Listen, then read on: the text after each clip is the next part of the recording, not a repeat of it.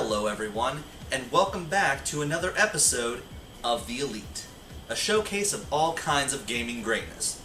This week, I want to look at minigames. No. So as I was saying, no! Okay, look. For minigames, Mario Party is probably one of the kings, but that's not exactly what I want to highlight. I'm looking at these minigames as ones that are, they're in the game, they're not necessary to play, but they can either give you things that you would normally be able to get through the main game, but these aren't necessarily like Mario Party style minigames. Here's my list of some elite minigames. So first, let's look at Final Fantasy X. Their big kind of minigame here is Blitzball. It's their version of kind of like an underwater rugby / mixed with soccer. It's okay. I enjoyed the minigame myself. I played quite a number of hours of it. It's also helpful that playing the game does actually unlock some of the kind of top tier weapons for some of your characters. And some of the special moves that they can get as well. The other thing that's kind of cool about it is how the main character for Final Fantasy is a player, but also kind of the manager. You can kind of travel the world and just kind of look around for different kind of Blitzball players that can be part of your team. And I think it's cool how it's a very subtle mechanic of being able to actually ask different NPCs if they want to join your team or not. And I think it's cool being able to actually go around and just find all these different players, actually creating like your perfect team. So the next one I want to look at is we look over to Bioshock. While this isn't really, I guess, a full-fledged minigame per se, it kind of sticks out to me as a minigame. And I'm talking about like hacking and opening up any type of safes that are in the game. Now, the game itself that they kind of put you through is this little pipe game, where it starts at one end of the puzzle, and you have to try to snake it through to the other side to unlock, or hack into whatever it is you're trying to hack into. It seems like a minigame to me, because I remember back in elementary school, there used to be an old computer game called Pipe Dream. Some of you guys might remember that. And it was kind of the same thing. I loved being able to see that type of game repurposed for one of the more like up-to-date titles. I know Bioshock's a little old, but always a good one. And I love how it took hacking and just kind of like a mundane task where a lot of games will just be like, take the lock picks, put them in the exact right position, kind of jiggle a little bit until it opens, and you actually have to play a little game in order to be able to unlock a particular safe or hack into a machine. It was kind of a cool way to integrate a really old game that really stuck with me and now put it into the modern sphere. So that's why that is an elite for me.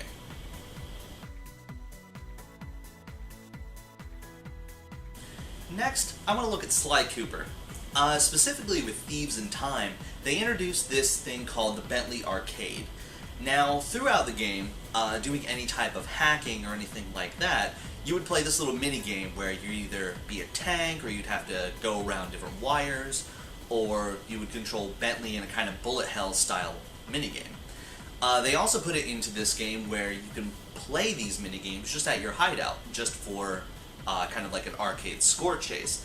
I thought it was really interesting how they really integrated the game directly into the main quest line, and how they were able to kind of make it almost a seamless transition. The games themselves really showcase, I guess, Bentley's personality of creating these different styles of hacking tools.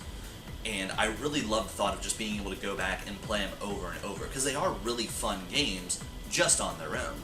It's a nice, seamless transition into the game, and also has an extra option for you to play it more if you so desire.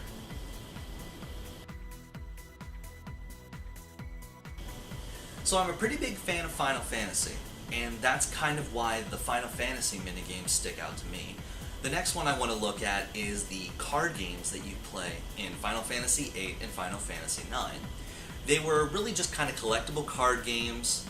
They didn't really give you anything in the game itself other than just like a badge of honor saying, yes, I collected all the cards, ha ha ha.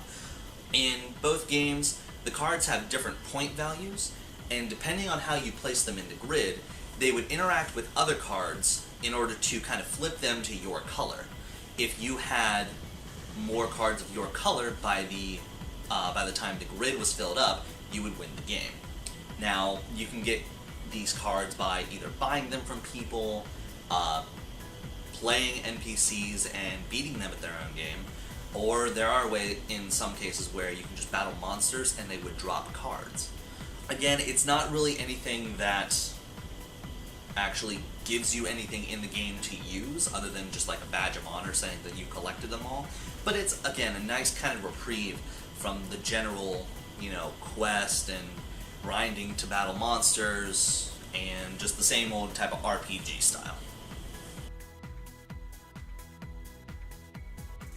So while it's been pretty hard for me to find any other games that actually have, a full game over here and then a mini game thrown into it, let's go ahead and give a shout out to Mario Party. I mean, it is without a doubt one of the most notable games for its mini games, where it does have, it's almost like a mini game just collection, where you have the center game, which is like this kind of board game type of thing, then you also have all the mini games that you play between turns.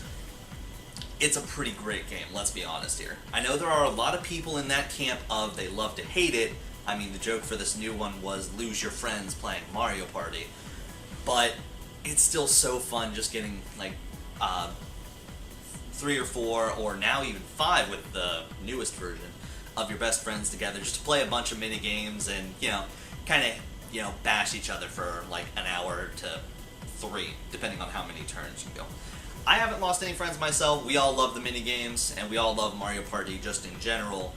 Yeah, we can get kind of heated at times, but let's be honest, it's Mario Party. It is iconically a mini game. Well guys, that's all I have for you this week. Were these mini games ones that stuck with you as much as they did me, or were there some other mini games that you thought I should have brought up? Let me know in the comments below.